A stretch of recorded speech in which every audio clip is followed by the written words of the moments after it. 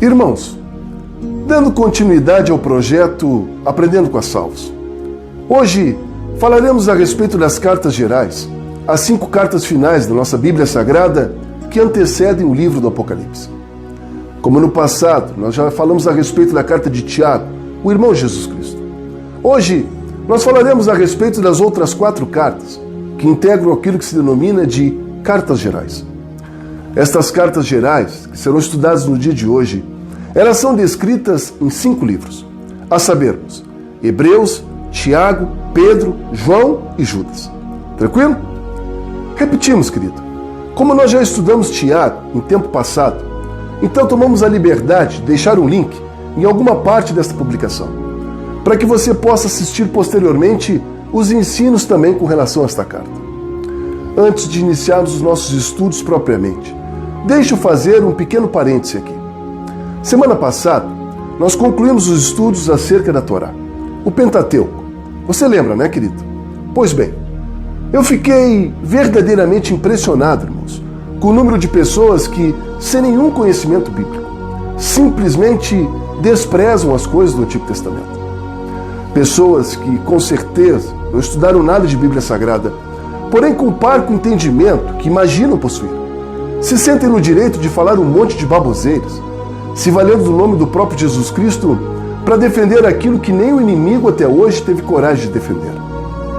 Um dos cidadãos aqui da página chegou a dizer que o Pentateuco seria coisa exclusiva do Islã. Ou seja, além de atestar o seu total desconhecimento de Bíblia, ele ainda se acha autossuficiente a ponto de pretender nos ensinar acerca da religião de outros irmãos. Outros ainda discorriam de forma grosseira a nosso respeito, nos acusando de heresias e perguntando por que nós não pregávamos Jesus Cristo e o Novo Testamento. Como se o Antigo Testamento fosse lixo, nada se aproveitasse. Como se a Bíblia Sagrada deles não tivesse como parte integrante do seu livro o Primeiro e o Segundo Testamento. Compreenda, meu irmão, de uma vez por todas, que a nossa Bíblia Sagrada ela é composta de 2 testamentos. Testamento provém do latim testamento, que por sua vez vem do grego diatek, que remonta ao antigo hebraico beirit. E tudo isso, irmão, significa apenas uma única coisa: a aliança.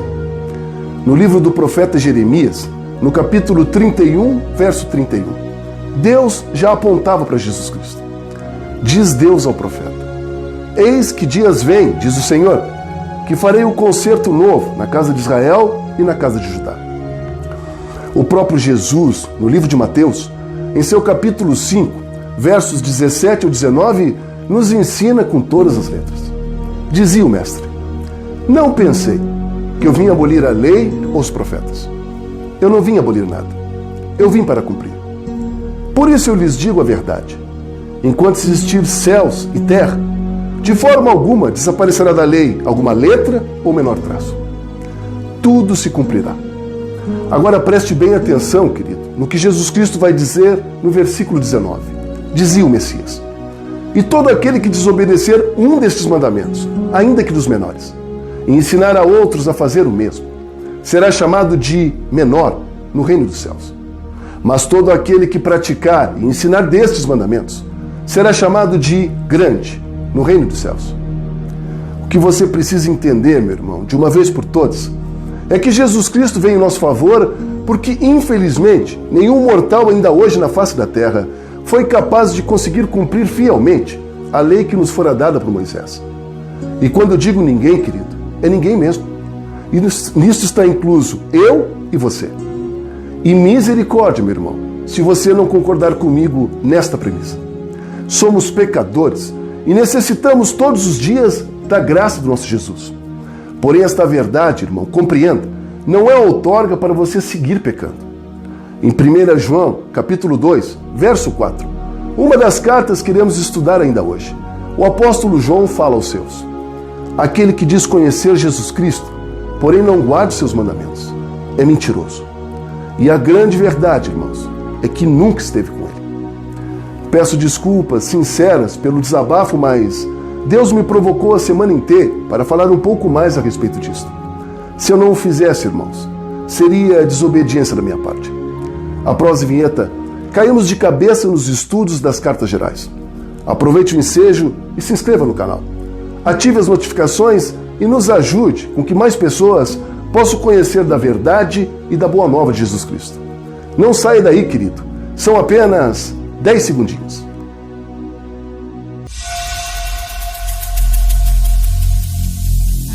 Every single day, I'm gonna make something great.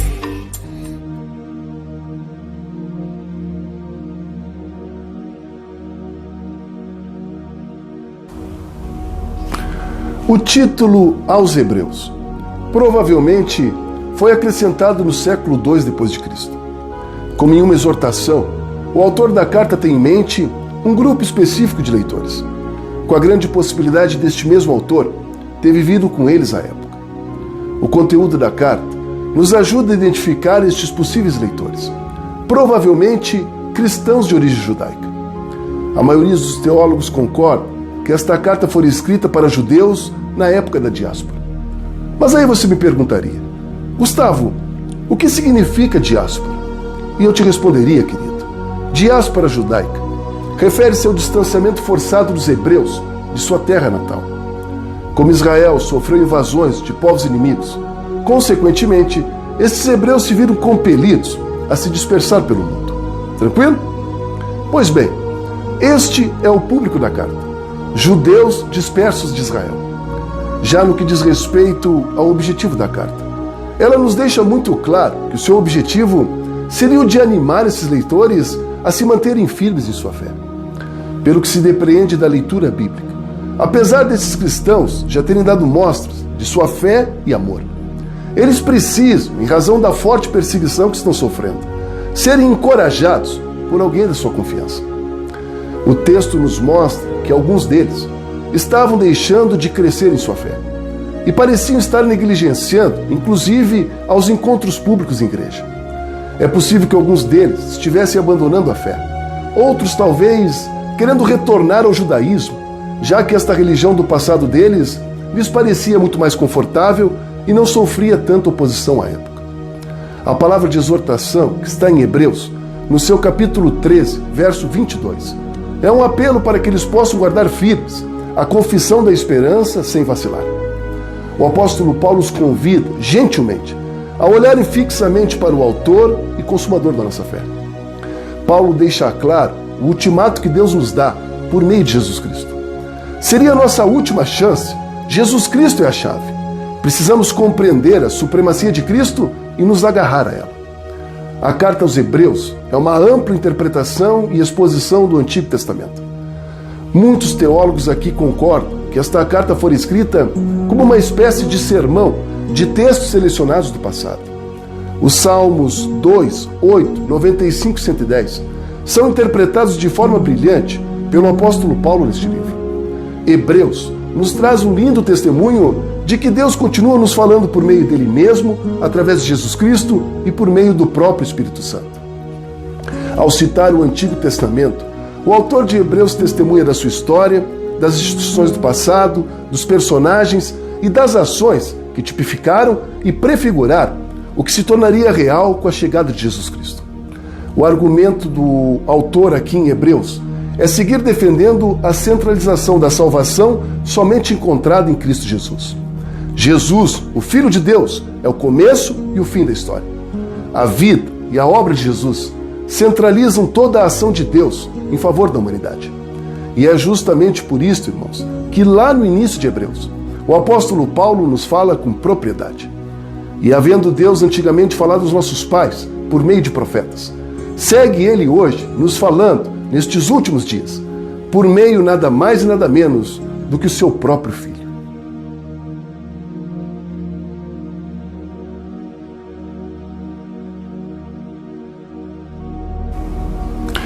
Irmãos, no vídeo de hoje, falaremos também acerca das duas cartas escritas pelo apóstolo Pedro.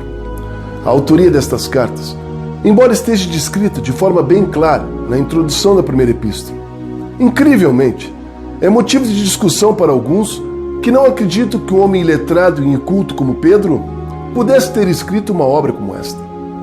Por favor, irmãos, com todo respeito, Mas eu não consigo entender esta vocação mundana que cada vez mais parece se agigantar dentro de nossas igrejas no sentido de questionar as Escrituras Santas.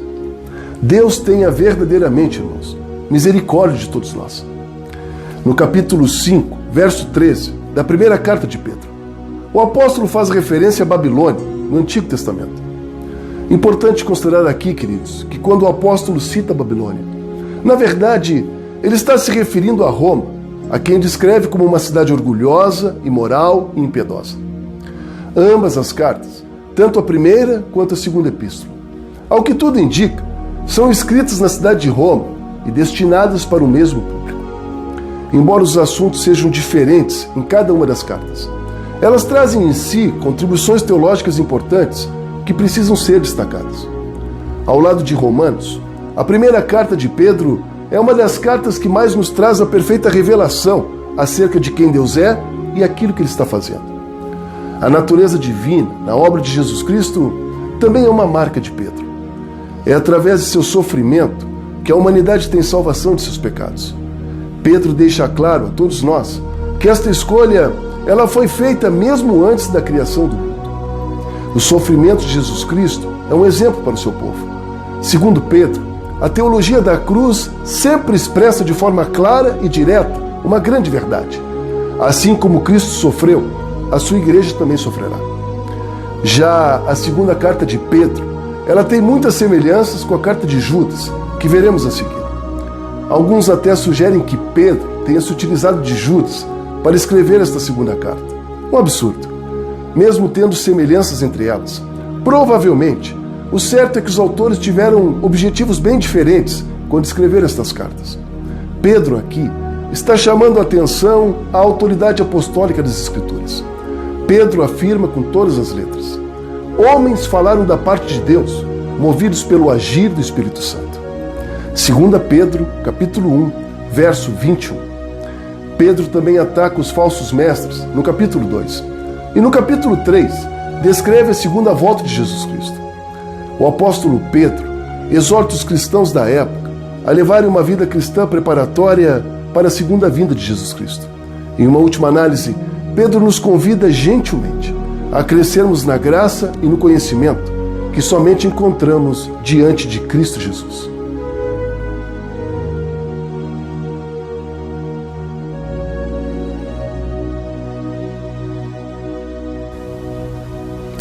Irmãos, as 3 cartas escritas pelo apóstolo João foram todas escritas durante seu ministério na Ásia Menor. O objetivo das 3 cartas é justamente buscar prevenir a igreja acerca dos ataques dos falsos mestres, assim como testemunhar a vida e a obra de Jesus Cristo. Exatamente como um pai trata os seus filhos, chamando a atenção deles e os advertindo dos perigos. Assim também é João com relação à igreja cristã e àqueles que estão sob a sua liderança. Na primeira carta de João, o apóstolo trata do amor de Deus para iluminar os caminhos da humanidade. Na segunda carta de João, o incentivo aqui é o amor fraternal entre os próprios irmãos de fé e caminhada. E a terceira e última carta, escrita a Gaio, um líder da igreja local. João enfatiza o trabalho deste cristão junto à sua igreja. João, nestas cartas, fundamenta a fé cristã em 3 princípios. O primeiro seria a introdução reveladora da palavra de Deus por meio de Jesus Cristo. O segundo fundamento seria a nossa fé em sabermos que agora, graças a Jesus Cristo, somos salvos nele e temos comunhão com Deus. E o terceiro pilar desta fé seria o fundamento de que Deus é amor. Concluindo de forma brilhante que a nossa vida cristã precisaria necessariamente, todos os dias, de oração, uma vida santificada ao nosso Deus e buscarmos também, todos os dias, sermos imagem e semelhança do Filho. As poucas palavras destas cartas reforçam a certeza do amor de Deus que dá aos cristãos um novo mandamento, qual seja o amor uns pelos outros, incentivando a todos da família da fé a viverem longe dos erros e longe também daquilo que o mundo tem nos oferecido. João nos adverte acerca de lobos vorazes, enganadores, falsos mestres e o próprio anticristo, que, segundo ele, estaria às portas da igreja tentando pervertê-la. Estas cartas de João são testemunhos vivos, claros e objetivos do Evangelho revelado por Jesus Cristo. João aqui talvez já fosse uma das poucas testemunhas oculares de Jesus. E o objetivo do discípulo amado era justamente trazer mais uma vez a revelação de Deus através da vida, morte e ressurreição de Jesus Cristo.